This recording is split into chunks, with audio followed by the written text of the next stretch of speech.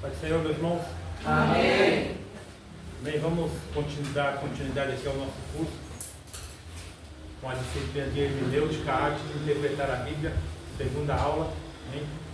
Que Deus venha nos abençoar grandemente nesse estudo, conhecimento da palavra do Senhor. Quero falar aqui com os irmãos em Moçambique, na África. Nós estamos aí com alguns pastores fazendo parte desse curso lá em Moçambique, na África, na faixa de uns 5, nesse grupo do WhatsApp da igreja, e no meu grupo particular eu tenho mais ou menos uns outros 10 pastores lá em Moçambique, na África, lá, onde eu estou dando um curso de teologia para eles também, e eles estão participando aqui conosco. E que Deus ele venha abençoar grandemente os irmãos aí em Moçambique, na África, e que Ele venha nos abençoar grandemente aqui para nós continuar estudando a palavra de Deus, continuar aprendendo, né? É bom quando a gente pega a Bíblia e nós sabemos ler um texto, respeitando ponto, vírgula. É bom quando a gente sabemos interpretar um texto corretamente, falar somente aquilo que a Bíblia fala, não é? E não colocar modismo sobre a Bíblia. E é isso que nós vamos aprender aqui nesse curso de hermenêutica, a arte de interpretar a Bíblia. E eu espero que esse curso ele possa fazer os irmãos crescer muito no conhecimento e na graça do Senhor Jesus, e que nós possamos ser um obreiro aprovado, de que nós não venha ter vergonha de manejar bem a palavra do Senhor, que é o que está faltando nos dias de hoje dentro das igrejas. Pessoas que manejam bem a palavra, pessoas que pregam direito, pessoas que lêem a Bíblia direito, né? E esse curso é para isso, para que nós venhamos aprender. Amém? Como eu costumo falar, se vocês se esforçarem, eu também me esforço. Se vocês pararem, eu também vou ter que parar, né? Porque uma andorinha só não faz verão, né? Juntos somos mais fortes. Juntos nós somos mais fortes. Amém? Antes de nós começar a leitura, vamos orar. Poderoso Deus e eterno Pai, Senhor, colocamos na Tua mão, Senhor, nessa noite, esse curso de teologia na matéria hermenêutica, Senhor. Meu Deus, eu peço a Ti que o Senhor venha com o Teu Espírito Santo sobre as nossas vidas, abrindo a nossa mente espiritual, nossos ouvidos espirituais, para que nós possamos, meu Deus, ouvir e entender aquilo que vai ser falado, aquilo que vai ser ensinado nessa noite, nesse lugar. Que o Senhor, meu Deus, venha nos dar entendimento, assim como o Senhor deu entendimento a Beliel, Senhor, quando o Senhor pediu para ele fazer o templo lá no deserto, Senhor, em nome do Teu Filho Jesus. Que o Senhor venha nos ensinar, nos discernir, nos capacitar e nos transformar um obreiro aprovado, que não tem vergonha de manejar bem a Tua palavra. Certo é, meu Deus, que é tão difícil, meu Deus, nos dias de hoje, a gente encontrar obreiros, Senhor, que são dedicados na Tua palavra, que são dedicados no Teu ensino, que são dedicados para ensinar. Meu Deus, eu peço a Ti que o Senhor coloque nos corações de cada um que está, Senhor, que aquele que não está disposto a aprender também não pode estar disposto a ensinar, porque nós só podemos ensinar aquilo que nós aprendemos, Senhor. Que o Senhor venha com o Teu Espírito Santo, Senhor, e colocando na mente de cada obreiro neste lugar, que nós precisamos aprender, em nome de Jesus. Amém e amém. Amém, meus irmãos? Hoje a matéria vai ser bloqueio à compreensão espontânea da Bíblia. A matéria aí está no 9, a apostilha 9, tá bom? Bloqueio à compreensão espontânea da Bíblia. Nós sabemos que na Bíblia existem muitos bloqueios, né? Dentro da Bíblia. O primeiro ponto que eu quero trabalhar é o bloqueio histórico. O bloqueio histórico. Nós estamos, meu irmão, largamente separados da época dos escritores bíblicos. Largamente separados da época dos escritores bíblicos. A Bíblia ela vai cobrir um período de cerca de 1500 anos. Com o tempo, muita coisa se perde. Quando compreendemos os fatos históricos, nós podemos compreender melhor os fatos bíblicos, não é? Então, quando nós lemos a Bíblia, por exemplo, assim, se nós vamos ler o profeta Jeremias, nós temos que nos colocar no tempo de Jeremias, o tempo que Jeremias pregou, como ele pregou. Nós temos que entrar na história do profeta Jeremias, para quem ele pregou, por que ele pregou e por que ele pregou. Então, para nós fazer uma boa hermenêutica da Bíblia, nós temos que entrar no lado histórico, na história. Certo é que nós estamos separados aí de mais ou menos 1500 anos da história dos escritores bíblicos. E também o que nos impede, o que nos distancia da Bíblia é a cultura, o cultural da época. Não é? Um dos mais difíceis a ser transposto à cultura distante dos povos bíblicos nós apenas vemos aquilo que estamos condicionados a ver. Então a cultura é um distanciamento muito grande entre nós e a cultura do povo hebreu. São culturas totalmente diferentes, são pensamentos totalmente diferentes do nosso, são linguajar totalmente diferentes do nosso. Então a cultura, não é, vai nos distanciar muito de hoje. O histórico também vai nos distanciar muito. Então nós temos que saber a história do povo que escreveu, nós temos que entender a cultura. Para que Jeremias? Qual a cultura que Jeremias escreveu? Ou então o que Neemias escreveu? Qual a cultura daquela época? Qual a cultura daqueles profetas naquela época? Que vai nos distanciar. É por isso que nós temos que trabalhar muito com a cultura hebraica. Eu tenho lá uma apostila sobre toda a cultura, sobre todo o histórico dos hebreus, que também é um ótimo curso para a igreja aprender sobre o uso e costume, sobre a cultura dos hebreus. Então, esses dois fatos nos distanciam muito da Bíblia, para nós fazer uma boa interpretação da Bíblia. O ideal é nos colocarmos em uma posição neutra. Quando nós não entendemos a cultura, quando você não estuda a cultura, quando você não estuda o histórico, quando você não estuda o costume daquela época, o ideal é você se colocar neutro dentro da Bíblia, se neutralizar. O que é neutralizar? Não falar aquilo que você não tem conhecimento de causa, não falar aquilo que você não sabe. Então você se coloca neutro, porque quando a gente vai montar um esboço de uma pregação, a gente tem que fazer certas perguntas para a Bíblia. Quem escreveu, por que escreveu, para que escreveu, em que época escreveu, aquilo serve para nós hoje? Então nós aplicamos para dentro da igreja. Porque eu não sei se os irmãos sabem, mais de 60% da Bíblia não é para nós hoje. Principalmente quase todo o Velho Testamento não se aplica para o cristão hoje. É para o povo hebreu. Muitas coisas que nós pregamos dentro da igreja hoje não acontecem por quê? Porque aquilo foi falado para os hebreus. É bênção para os hebreus, não é para nós cristãos. Não é para nós cristãos. Então não adianta você tentar judaizar o evangelho dentro da igreja. Não se traz o judaísmo para dentro da igreja. Porque toda vez que você coloca o uso e costume do judeu, por exemplo, tem muita igreja aí que tem o mezuzá, tem o kippá, tem o talit, tem a arca no altar. Aquilo é judaizando o cristianismo. E toda vez que você traz a pretexto judaico para dentro do cristianismo, você está falando para Jesus que o sacrifício dele na cruz não foi o suficiente. Você precisa dos judeus para poder ser salvo. Então é por isso que nós temos que entender. E quando você não entende, o melhor é você se colocar neutro nessa situação. Não é? O ideal é nos colocarmos neutro em uma posição. Agora, os costumes. Quais os costumes? Lá em Gênesis 15, 2, foram achados documentos na cidade enterrada de Nuzum, 200 anos a 1500 anos antes de Cristo, que mostraram que o costume daquela época era adotar um filho quando não se tinha filhos legítimos para herdar a herança. Você pode ver isso lá em Gênesis 15. Eu vou fazer a leitura rapidinho de Gênesis 15. Você vai ver aqui Abraão conversando com o Senhor, não é? Que ali Gênesis 15. Você vai ver que o costume ali de Gênesis 15 era quando a pessoa não tinha um filho, ele tinha que adotar um para deixar a herança, para deixar os bens. Gênesis 15, versículo 2.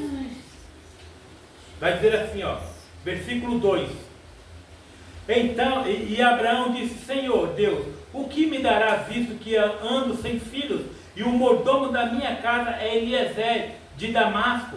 E Abraão disse: eis que não me deste semente, e eis que um nascido na minha casa é o meu herdeiro. Então naquela época o costume era: você não tem filho, então você tinha que adotar um para deixar a herança. Era costume daquela época, de adotar um filho. Se porém o primogênito nascesse, o adotado passaria para segundo plano. Então esse era o costume.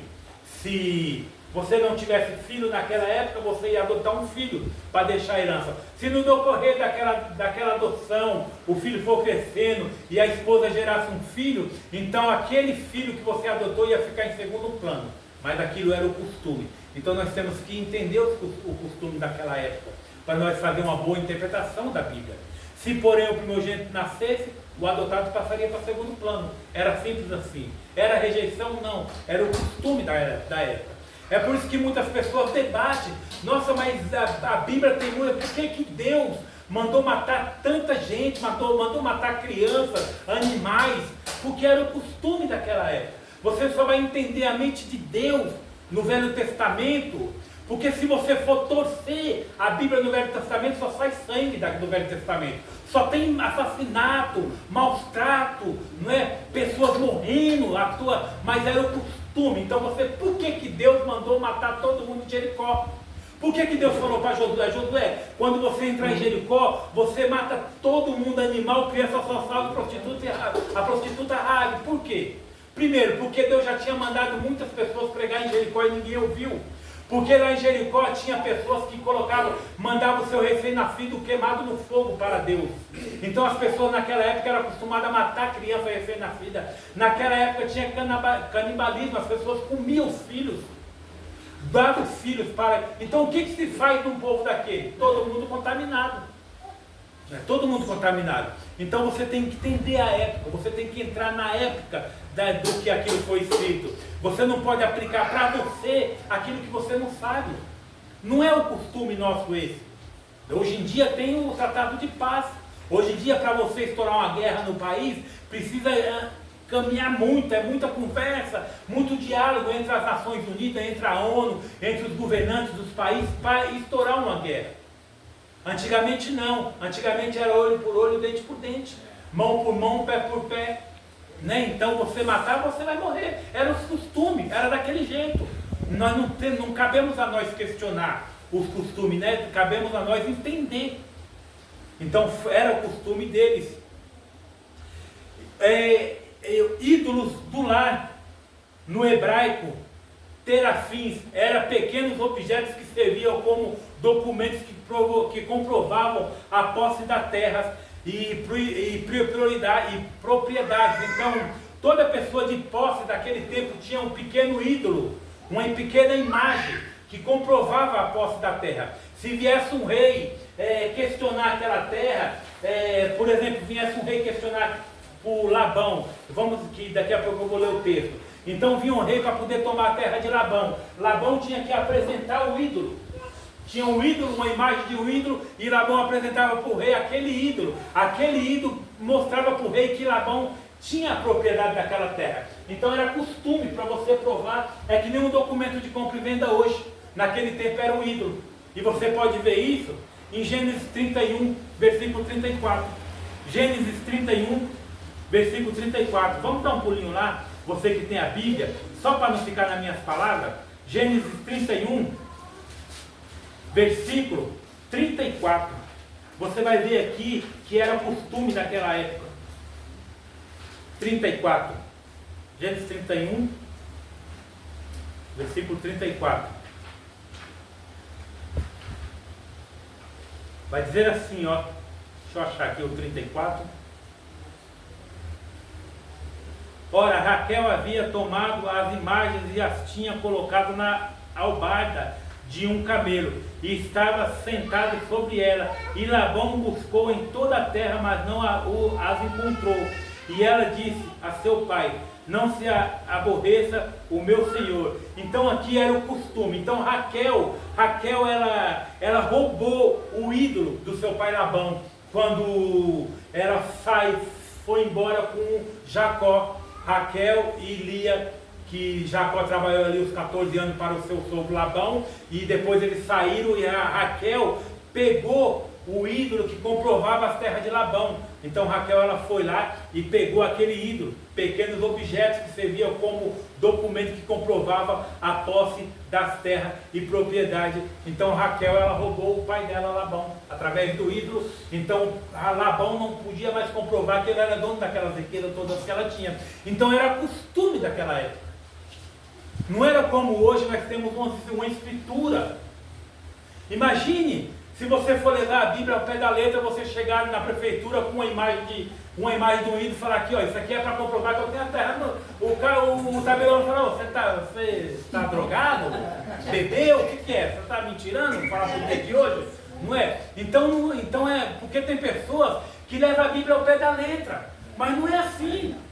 Você não tem que levar a Bíblia ao pé da letra, você tem que entender os costumes da época. Por que eles tratavam desse jeito? Como que era a escritura daquela época? Porque naquela época também tinha lei. Não tem muita lei hoje, que as pessoas fazem o que quer, principalmente dentro da igreja. Porque se no tempo de Moisés, nem dentro do tabernáculo entrava, era só o sacerdote. Se no tempo bíblico você pregasse uma heresia, você é levado para fora e apredejado, morto. Hoje não, hoje as igrejas estão cheias de heresia aí, pessoas pregando aquilo que não tem conhecimento. Então os costumes daquela época todo mundo tinha como comprovar a sua herança através de um ídolo. Provérbios 22, 28, marcos das propriedades da terra, o documento que garantia o terreno, assim como as escrituras de uma casa de hoje. Você vai ver lá em Provérbios também. Provérbios 22, 28. Eu vou ler alguns textos, não para não ficar muito comprido aqui. Então você vai ver ali que os ídolos comprovavam ali a posse daquele bem, daquela terra. Deuteronômio 22, 25. Naquela época, as roupas dos homens e mulheres eram iguais. A diferença estava apenas nas roupas íntimas. Muitos daquela época, como hoje, usavam as roupas íntimas do sexo oposto para perversão. Então, na época de Jesus, os homens usavam as roupas que nem as das mulheres. Lembra lá de 1 Coríntios, quando Paulo fala para a mulher cobrir a cabeça?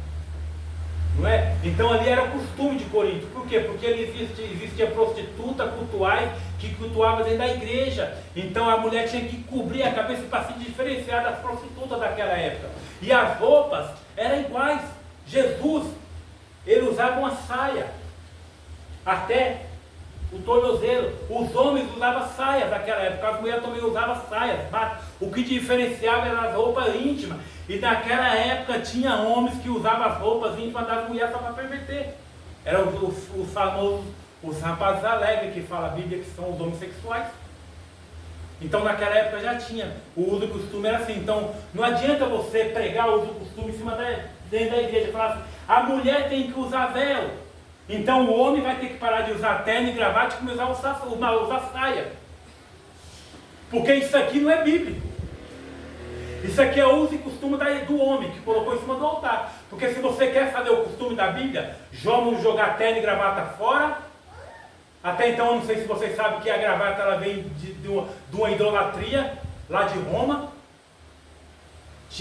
Agora, depois eu pego lá o contexto para vocês, mas a gravata naquela época era idolatria. Então vamos jogar o terno e gravata e todo pastor vai subir em cima do altar de saia.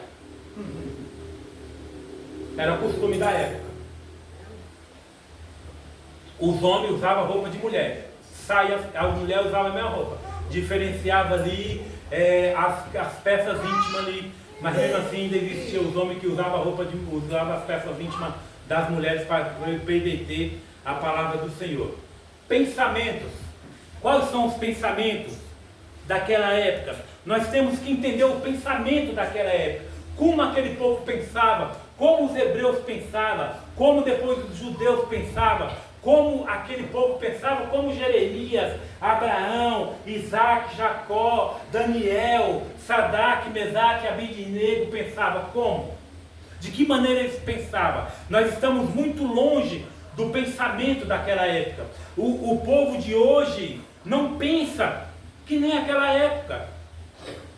A maneira oriental de pensar é totalmente diferente da ocidental. É totalmente diferente. Se você for lá em Jerusalém, em Jerusalém, em Israel, a mente deles é totalmente diferente das nossas. O modo de pensar deles são totalmente diferentes. Você lá em Israel, você não pode pegar na mão do homem, você não pode cumprimentar dando a mão, é pecado. Você tem lá os judeus ortodoxos, você não pode nem tocar neles, porque é os pensamentos deles. Lá tem os muros da lamentação, que eles ficam assim o dia todo, ó. Sabe o balançar aqui, ó? Ali eles estão dizendo assim, acima de mim, Senhor, só o Senhor está acima de mim, por isso que ele põe o quipá na cabeça. Só o Senhor é soberano, só o Senhor está acima de mim, ninguém está acima da minha cabeça, eles ficam ali, é o costume dele. Se você for na igreja ficar assim, ele vai falar que você tem doença. Imagine um cara na igreja assim. Esse pastor é doido, não é não? Porque é o costume deles lá. Não podia conversar. O costume deles lá é a mulher atrás do homem. Aqui, se você está indo para a igreja, a sua mulher está atrás, o irmão vai falar lá, o pastor lá, nem pega na mão da esposa, deve estar brigado, deve estar cheio de briga lá, falando mal de você. Por quê? Porque o costume aqui é a mulher andar de mão dada, ou às vezes abraçada. Mas lá, a mulher tinha que andar atrás do marido. Por quê? Porque o homem é a cabeça da mulher. Então, costume daquela época, pensamentos daquela época. É tudo isso na Bíblia nós temos que entender, para nós pregar, para nós interpretar bem a Bíblia. É por isso que as pessoas interpretam a Bíblia muito errado. A maneira oriental é muito diferente da ocidental. É a mesma coisa, vai pensar da sua maneira lá na China, no Japão, vai lá colocar os seus pensamentos na China, no Japão, vai lá no Oriente Médio colocar os seus pensamentos, vai lá no Oriente Médio se vestir de mulher para você ver o que acontece com você, vai lá no Oriente Médio falar mole, falar que você é um homossexual, para ver o que acontece com você lá. É o costume deles lá. Vai a mulher lá aparecer de rosto descoberto para você ver. Tem lugar lá que as pessoas que vão visitar o Oriente Médio não entram, porque só entra com burca. Lá é pecado a mulher mostrar o rosto. Lá é pecado a mulher ir para a sinagoga de saia. É toda coberta de burca. Só que aqui não. Hoje aqui a mulher vai principalmente quase a vácuo. Quase a vácuo. Parece que entra dentro da saia e depois pô, o vácuo assim aperta, não consegue nem andar, anda assim, ó, toda, se andar normal, se rasga toda. Se você for assim lá na sinagoga, você é expulsa lá, você nem entra. Entendeu? O homem aqui é vestido a vácuo. Tem muito pastor que está aqui pregando com aquela calça apertada. A igreja não está prestando atenção na pregação, está prestando atenção no órgão do homem, uma falta de vergonha na cara. Porque se Deus me dá um ministério e o homem vir pregar de calça apertada, ele nem no altar ele sobe. Eu falo, irmão, vai tomar vergonha na cara e trocar sua roupa. Porque isso aqui é um altar, não é a sua cara para você estar de qualquer jeito. Então, ó, o homem está aqui pregando aquele monte de coisa na frente. A igreja olhando, não está prestando atenção na palavra, está prestando atenção no corpo do homem. Da mesma coisa é a mulher, aquela roupa apertada, mostrando as curvas, mostrando a roupa, mostrando a peça íntima. Não adianta, irmão, o varão não vai prestar atenção na palavra, vai prestar atenção na pregadora. É hipocrisia. Eu mesmo não presto atenção na palavra. Eu sou homem, eu sou pecador. Eu não vou prestar atenção, eu vou ficar prestando atenção na roupa da irmã que está pregando. Para tirar toda a minha... Não adianta eu falar que eu sou santo, eu não sou, irmão. Não adianta eu enganar vocês. Eu engano vocês, agora Deus não. Então era costumes, pensamentos. Agora vamos entender aqui o silogismo, a análise de argumento formal, baseando-se na proposição de uma premissa maior e de outra menor, as quais se verdadeiramente levam à conclusão de que determinado fato é verdadeiro. Isso aqui é silogismo, determinado fato é verdadeiro. Silogismo é a estrutura do pensamento grego, premissa maior, toda virtude é louvável. Pensamento grego, silogismo, toda virtude é louvável. Premissa menor, ora, a bondade é virtude. Conclusão, logo a bondade é louvável. Então a bondade é virtude, logo a bondade é louvável. Então isso é silogismo grego. Aqui no Brasil isso não funciona. A virtude, tem muita virtude que não é louvável. Tem muitas coisas que as pessoas fazem, mas não salva. Aliás, nada que você faz que salva. O pensamento grego era diferente, tudo era louvável. A bondade era louvável, o silogismo era louvável. No Velho Testamento, a lógica baseia-se na experiência humana e não no raciocínio dedutivo. O pensamento hebraico é um pensamento concreto e não abstrato. O hebreu aceita o fato quando esse fato se traduz em experiência. Os hebreus aceitam o fato quando esse fato se traduz em experiência. Os hebreus só vão aceitar um fato se ele tiver experiência. Exemplo de um milagre de cura. Os hebreus vão aceitar isso como experiência. Se ele passar por essa experiência de cura, ele vai aceitar. Caso ao contrário, ele não aceita. O grego já não. Para ele tudo é louvável. O que é Deus para estes homens hebreus? Para Davi, meus irmãos, Deus é o meu refúgio, minha fortaleza. Experiência. Davi tinha experiência de Deus ser o refúgio, a fortaleza dele. Moisés, o Senhor é forte e poderoso. Agar, Deus é um Deus que ouve as experiências. Para os hebreus, tinha que passar experiência. Deus é meu refúgio para Davi. Para Moisés, o Senhor é forte e poderoso. Para Agar, Deus é um Deus que ouve, mesmo no deserto. Mesmo no deserto, Deus ouve. E nós temos que trazer esse pensamento para a nossa vida. Um pensamento de experiência com o Senhor. Nós temos que ter experiência com Deus. A igreja não tem mais uma experiência louvada com o Senhor. Não se vê mais milagre dentro da igreja. Não se vê mais cura dentro da igreja. Não se vê mais batismo com o Espírito Santo dentro da igreja. Não se tem mais experiência dentro da igreja no dia de hoje. Personagens bíblicos não estão preocupados com a fisionomia, mas de acordo com a experiência. Os personagens bíblicos não estão preocupados com o terno, com a gravata. Os personagens bíblicos não estão preocupados com a hermenêutica, com a exegese, porque Deus usou até boiadeiro, Deus usou até analfabeto, Deus usou a mula.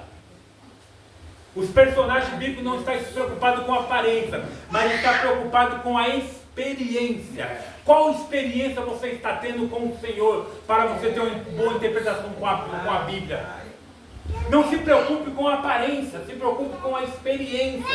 Sabe por quê? Porque Deus, ele conhece o coração do ser humano. Deus, ele conhece o meu coração aqui agora que estou ensinando para vocês. Da mesma forma, Deus conhece o coração dessa menininha que está de vermelho aí. Deus conhece a mente dela. Às vezes Deus vai ter uma experiência com essa menina de vestido vermelho, mas não vai ter uma experiência comigo. Por quê? Porque eu não estou na comunhão com Ele.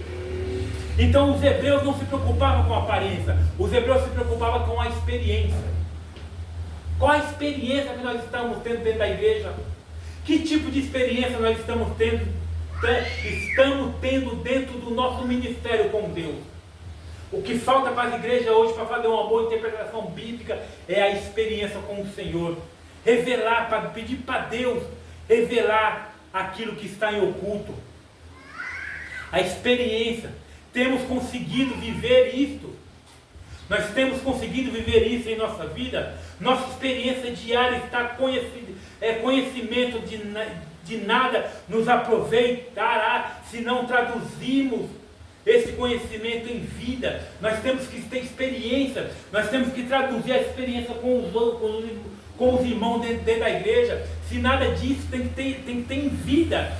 Enquanto Deus te dá uma oportunidade de você pregar uma palavra, irmão, não custa nada. A pastora ligar assim, Malaquias, quarta-feira você vai trazer uma palavra, tá bom? A pastora ligou para Malaquias no domingo, falou aqui depois do culto, Malaquias, quarta-feira você vai trazer uma palavra, tá bom? Tema livre. Você vai ter segunda, terça e quarta-feira o dia todinho para estudar a Bíblia. E o Malaquias não faz. Chega aqui, não tem nenhuma experiência com Deus. Porque não buscou, não leu, não estudou. Sabe aquelas mensagens prontas? Porque tem pregadores aí que você vai no culto dele aqui em São Paulo, ele prega uma mensagem, né? Você pode ir em 10 cultos em outra cidade e é a mesma mensagem, porque eles têm as mensagens prontas. Aquela mensagem que faz efeito. Os pregadores de nome não lêem a Bíblia. Eles são tudo analfabetos, eles não entendem nada da Bíblia. Sabe por quê? Porque eles não lêem a Bíblia. Eles têm 2, 3 mensagens prontas que faz efeito dentro da igreja, que eles saem pregando por aí o ano todinho, só aquela mensagem. Porque não tem uma experiência com Deus. Eles não têm uma experiência com Deus. Eles têm a aparência de cristão. Eles parecem pregadores, mas na verdade não são nada. Não são nada. Então quando o seu pastor te falar assim, ó, tal dia você vai trazer uma palavra, irmão, não custa nada você deixar de fofoca na rede social por 1 hora e estudar a Bíblia. Não custa nada você desligar o seu celular, se trancar no lugar e orar: Senhor, eu vou trazer a tua palavra e eu quero fazer isso com excelência. Meu Deus, revela a mim aquilo que está em oculto na tua palavra. Lembra lá de Beliel, quando o Senhor tirou o povo escravo do Egito, ele só sabia pisar barro, e você usou o Beliel para poder fazer a tua casa, fazer a tua igreja no deserto. Você usou reis, sacerdotes, o Senhor usou boiadeiros, o Senhor usou pescadores. Senhor, eu quero ser um desses. Eu tenho a oportunidade de pregar tal dia. Meu Deus, me dá sabedoria, o entendimento da tua palavra. Irmão, não tem como Deus não dar. Não tem como Deus não abrir sua mente. Isso se chama experiência com Deus.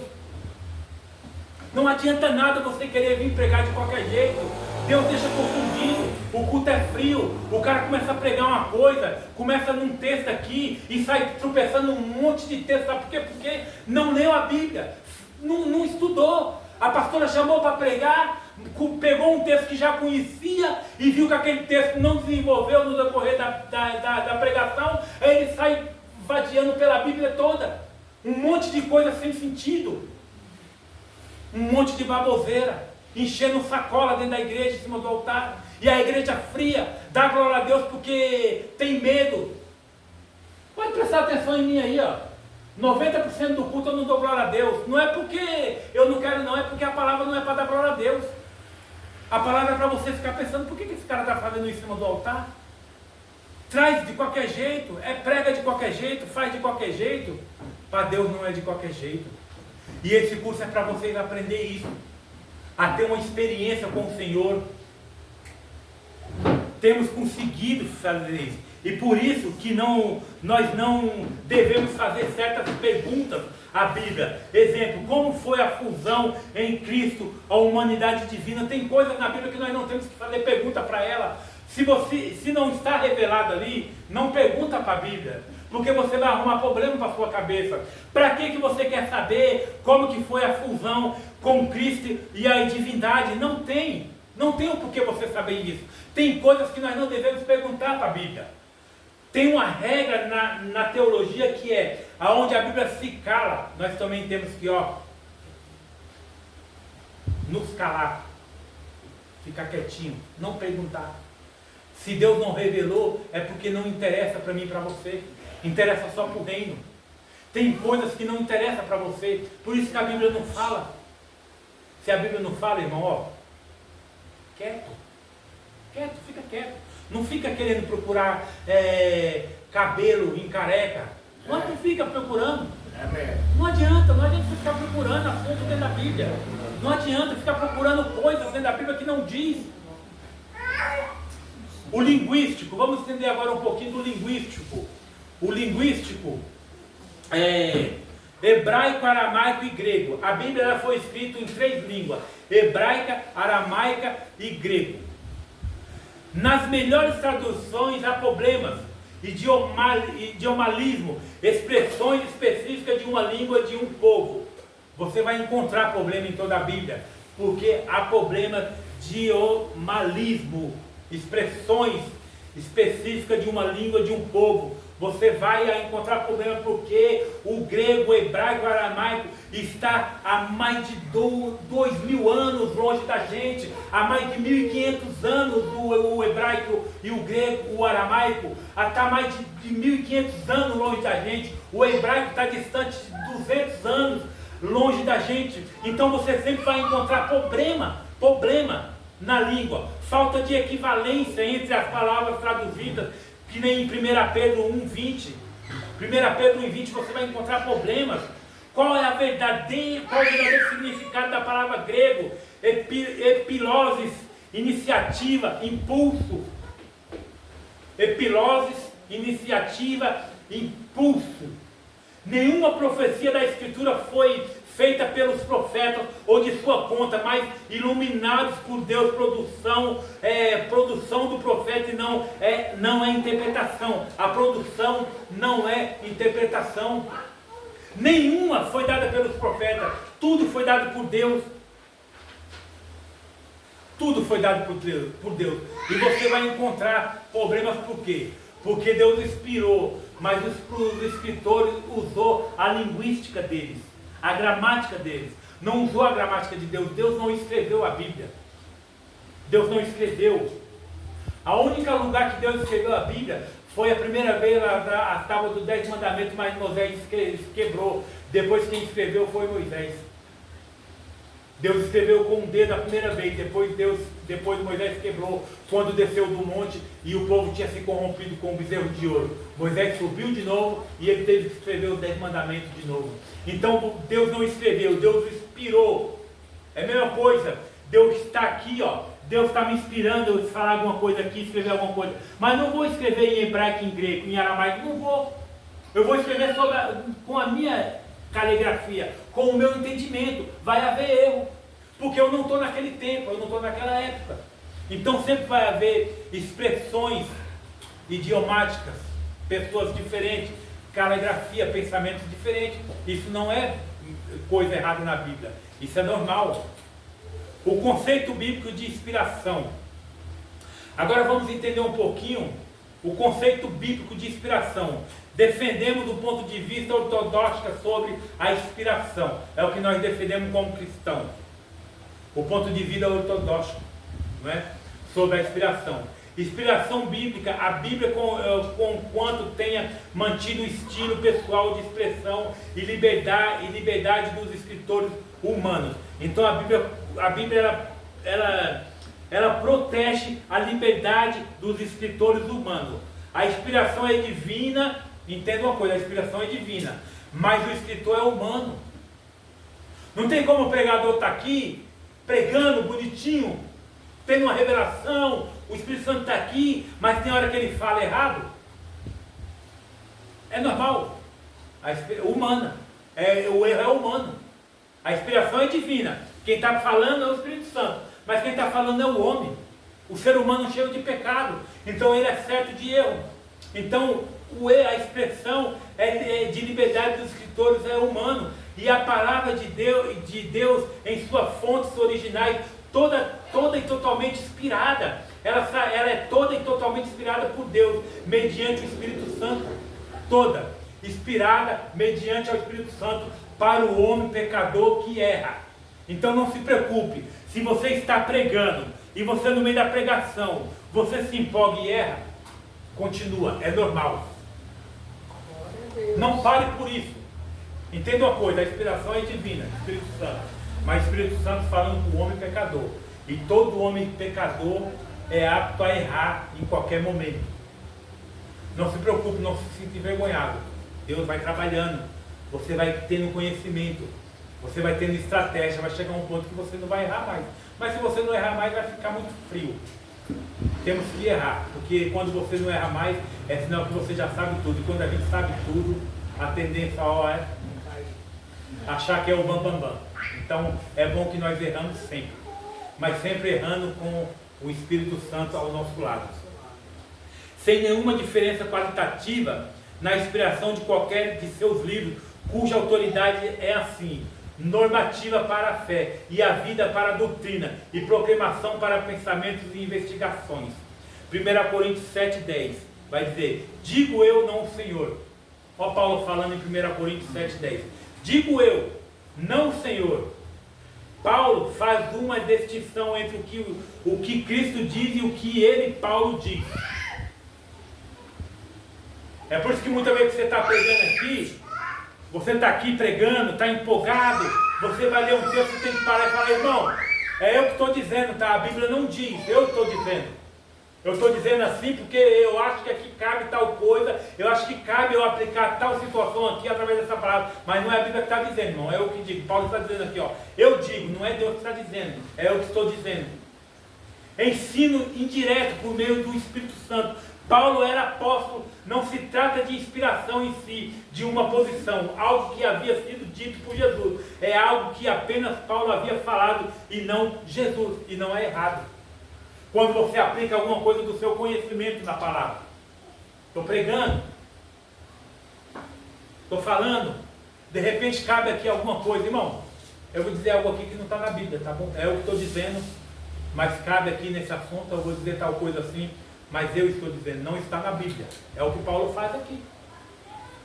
Inspirado pelo homem, mas ele achou que coube alguma coisa dele aqui. Ficou melhor aqui. E você pode fazer isso, é normal, quando você tem uma boa hermenêutica. Não é? Ensino indireto, do meio do Espírito Santo. Indiretamente, você recebe direto do Espírito Santo e indiretamente você aplica algo que você pensa que vai dar certo ali. Ele usa também até um ditado popular que tinha na igreja de Corinto, né? Tudo para mim é lícito. Ele usa isso como uma estratégia para poder mostrar que tudo não era lícito. Na verdade, tudo era lícito. É uma metáfora, era de conveniência para eles. Né? Exatamente, era uma metáfora ali. Paulo estava usando uma metáfora. Tudo eu posso, mas nem tudo me convém. Tudo me é lícito, mas nem tudo, né, me convém. Então é uma metáfora. Então a gente pode fazer essas expressões que cabe dentro do texto. Se cabe dentro do texto, faz. Se não cabe, não faz. Não inventa modinha. Se não cabe, irmão, prossiga no que o texto está dizendo, prossiga no que a Bíblia está dizendo. Porém é inspirado do mesmo modo, pois convém de Deus. Então, quando você aplica alguma coisa que não está na Bíblia, isso é inspirado também do mesmo modo. Que não convém de Deus, mas é inspirado. Por quê? Não convém da Bíblia, não está na Bíblia. Mas o Espírito Santo colocou dentro do seu coração para você falar aquilo. É inspirado por Deus também. Muitas das coisas a gente falando que não está na Bíblia, tem coisas que é inspirado por Deus também. Mas não está ali. Mas Deus usa. Não é? Deus usa para poder... Porque às vezes você vai pregar algo na Bíblia, não vai fazer efeito aquela palavra que está na Bíblia. Mas Deus ele vai mandar você aplicar uma outra coisa que vai fazer mais efeito no coração daquele que está ouvindo. Então o Espírito Santo vai falar, é tipo um esboço. O certo de todo mundo pregar é com esboço, irmão. O certo de um pregador que sabe pregar é com esboço. Tem igreja que fala aí que não se pode pregar esboço. Isso aí é coisa do diabo. Você não só pode, como deve, fazer um esboço. Pregar com esboço. Mas 90% das vezes que você vai pregar com esboço, você não usa o esboço. O Espírito Santo fala no teu ouvido outras coisas.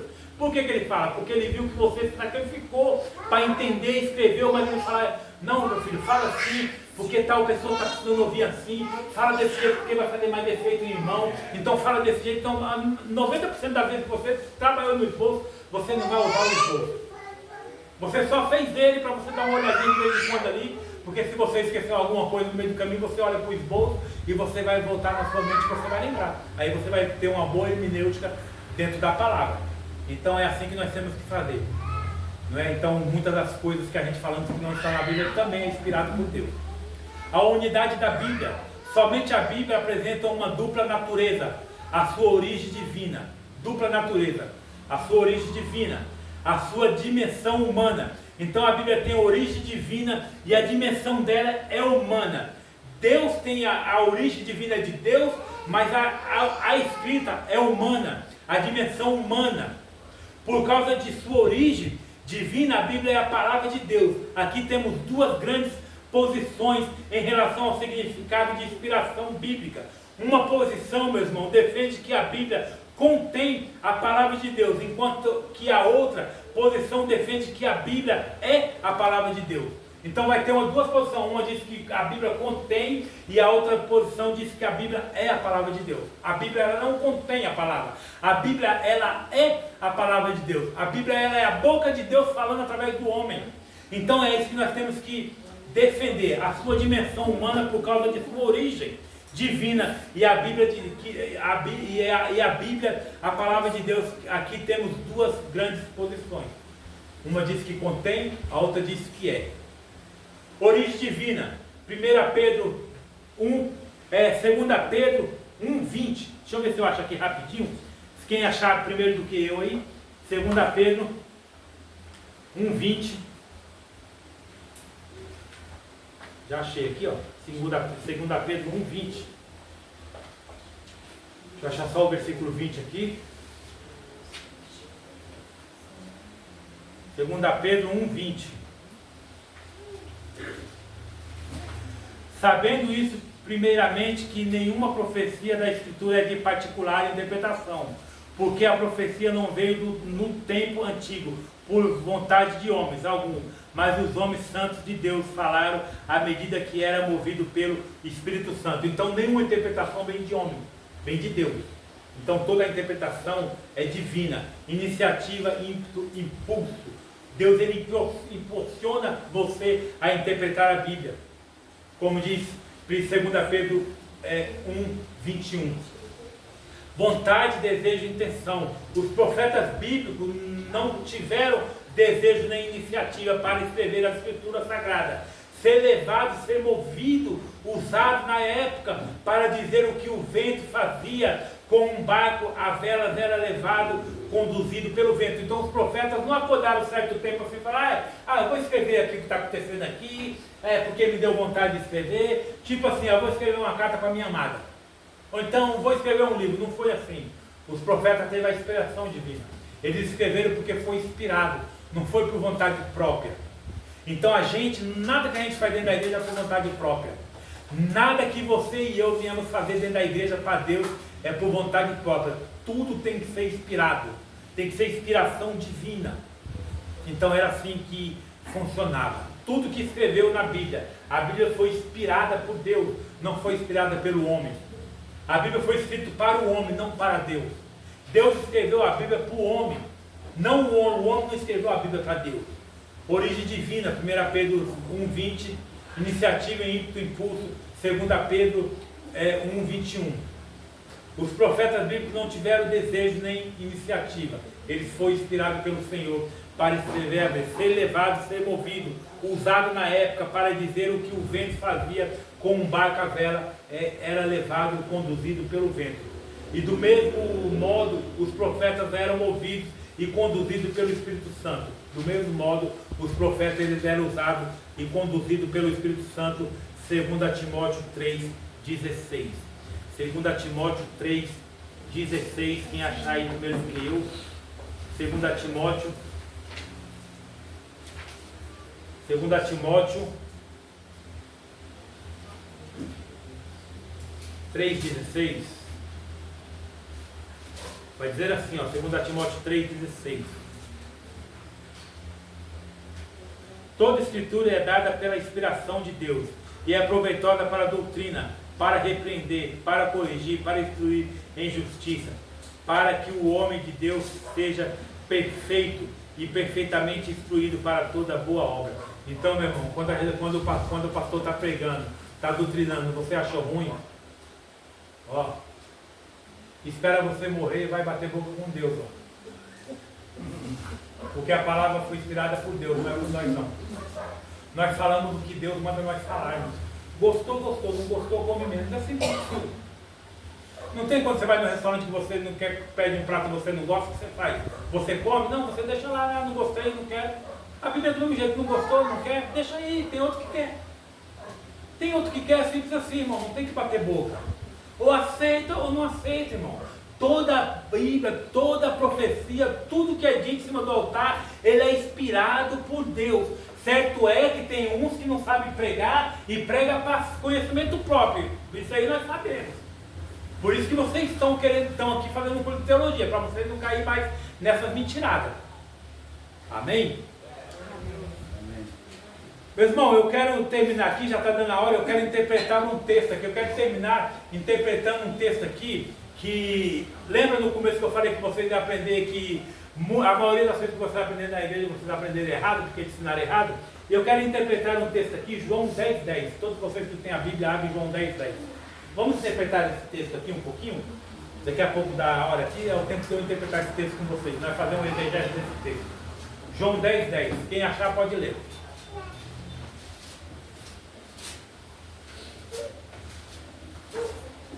João 10:10. O ladrão não vem senão a roubar, a matar e a destruir.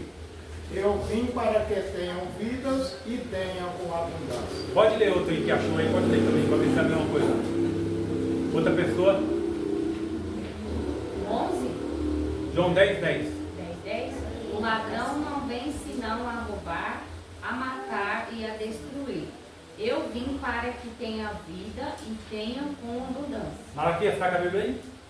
Outra pessoa, pode ler aí, para ver se é a mesma coisa. O ladrão não vem senão a roubar, a matar e a destruir. Eu vim para que tenham vida e tenham com abundância. Vocês aprendem na igreja quem é esse ladrão? Quem é esse ladrão? Diabo. Você aprendeu isso? Você aprendeu quem é esse ladrão? Diabo. Malaquias, é o diabo? O profeta lá no fundo, quem é esse ladrão para você? Não é diabo, não. Quem você aprendeu que é quem? Quem? Jesus vem Fala. como ladrão, não é? Hã? Jesus vem como ladrão, não? Não. Também não? Esse texto, as pessoas falam assim, irmão, João 10,10 disse que o ladrão veio para roubar, matar e destruir, mas Jesus disse que ele veio para dar a vida e a vida e a mudança. O diabo é um ladrão que rouba, mata e destrói, não é isso que pregam para vocês? Será que é isso que o texto está dizendo? Na verdade, o diabo ele é um ladrão que vem para matar, roubar e destruir, mas esse texto não diz sobre o diabo. Vamos interpretar o texto, vamos fazer um exegese? Vamos fazer um exegese bonitinho? Vamos a partir do 7, Jesus é o bom pastor. Vai dizer assim o texto, olha só, a exegese do texto. Então disse-lhe Jesus, novamente, na verdade eu vos digo, eu sou a porta das ovelhas. Todos quantos vierem antes de mim são ladrões e salteadores, mas as ovelhas não os ouviram. Eu sou a porta, se algum homem entrar em mim, ele será salvo, e entrará e sairá e achará pastagem. O ladrão não vem senão para roubar, matar e destruir. Eu vim para que tenha vida e a tenha em abundância. Eu sou o bom pastor. O bom pastor dá a vida pelas suas ovelhas, mas os que é mercenários e não pastor, de quem não são as ovelhas, vê o lobo vindo e deixa as ovelhas e foge, e o lobo as apanha e dispersa as ovelhas. O mercenário foge porque ele é mercenário e não cuida das ovelhas. Eu sou o bom pastor e conheço as minhas ovelhas, e das minhas sou conhecido. Assim como o Pai me conheceu também, eu conheço o Pai e o dou a minha vida pelas ovelhas. O ladrão aqui nesse texto é os falsos pastores, os falsos mestres da lei, os falsos doutores da lei, os falsos pastores de hoje, que sobem em cima do altar para roubar a sua fé, destruir a sua comunhão com o Senhor, para roubar seu dinheiro no dízimo e na oferta, falando que se você não dá um dízimo, você vai para o inferno, você não é salvo. E Deus está falando aqui sobre os falsos pastores daquela época, e o que mais tem hoje não tem nada a ver com o diabo, irmão. Não tem nada a ver com o diabo. Isso é uma exegese do texto, é isso que todos vocês têm que fazer quando vocês são chamados para pregar. Fazer uma exegese do texto. Procurar ler o texto, o contexto, interpretar aquilo verdadeiramente que o texto está dizendo. 90% da igreja aprende que esse ladrão é o diabo, mas esse ladrão de João 10,10 é os falsos pastores que estão cheios dos altares hoje. Eles falam que é o ladrão para encobrir o erro deles, os mau caráter. E como eu tenho costume, vai ser postado no YouTube. Você, pastor mau caráter, ladrão de ovelha, você é um lobo que usa a palavra de Deus para corromper os irmãos. Lá na glória, você vai ser julgado pelo que você faz. Toda ovelha que saiu do seu aprisco e está no mundo perdido na droga, na prostituição, porque você ensinou errado, você vai ser cobrado lá no trono da glória. Sabe onde vai ser o seu lugar? No lago de fogo e enxofre. A Bíblia diz: afasta de mim, vós que pratica a iniquidade. Você vai chegar lá e falar: Deus, em teu nome eu profetizei, eu preguei, e o Senhor vai falar pela sua cara: aparta de mim, Satanás, que eu não te conheço. Viu? Falsos pastores de João 10,10. Prega a palavra certa. Amém? Deus abençoe. Vamos parar por aqui em nome de Jesus.